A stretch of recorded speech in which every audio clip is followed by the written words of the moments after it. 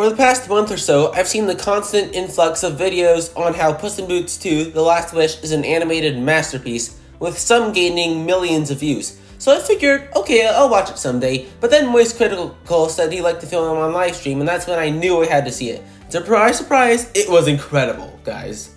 I've always had a lot of respect for Dreamworks, as I'd watched the Kung Fu Panda trilogy on replay when I was younger. And looking back, these movies still hold up really well, balancing humor for kids with some powerful themes for teenagers and adults. The same applies to one of their other franchises, the Shrek saga.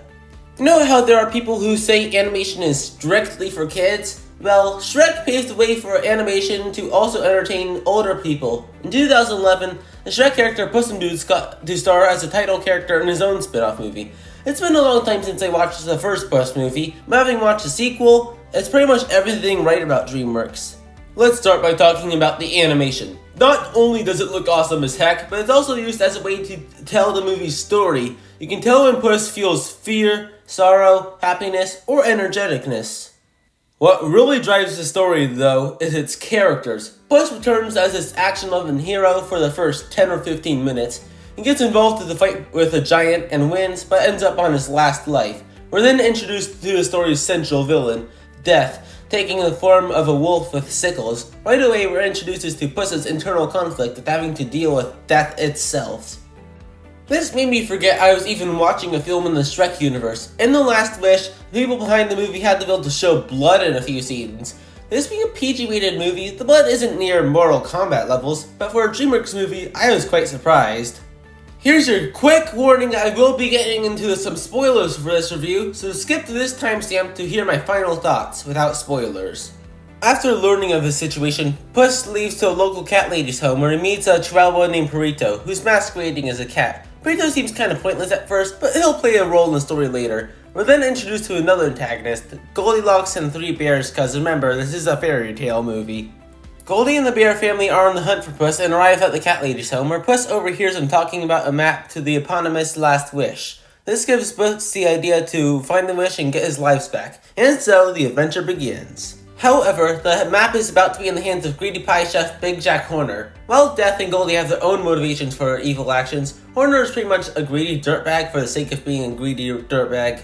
He turns someone into gold in his first scene. If that's not messed up, I don't know what is. During the heist, Puss runs into his old friend Kitty Softboss, who competes with him to obtain the map. Throughout the movie, the two slowly start to bond, only to have them divided again just before the climax. And speaking of action, oh man, this movie has some of the coolest action I've ever seen in animation. From the opening fight with the giant to the final fight against the villains, these scenes are consistently both fun and intense. With an hour and a half movie having this many baddies, you'd think it'd be a bit overbloated. This surprisingly isn't the case, with each antagonist getting just the right amount of screen time to be a threat and be interesting. Goldie has a tragic backstory and a redemptive arc. Horner sees a bad guy from start to finish, and Death being the scariest Dreamworks villain since Tai Lung and Lord Shen from Kung Fu Panda 1 and 2. Before the final battle, Puss and Kitty have a scene reminiscent of the part in Pirates of the Caribbean Deadman's Chest when Jack, Will, and Norrington argue over who gets the chest. Kitty reveals that she just wants someone to trust, and Puss reveals his situation to Kitty. Kitty isn't necessarily a villain, but ends up playing an antagonistic role anyway. Death also shows up, and Puss duels with him. Puss disarms Death and tells him that he's lost his cockiness and from now on, fights for his friends instead of fame.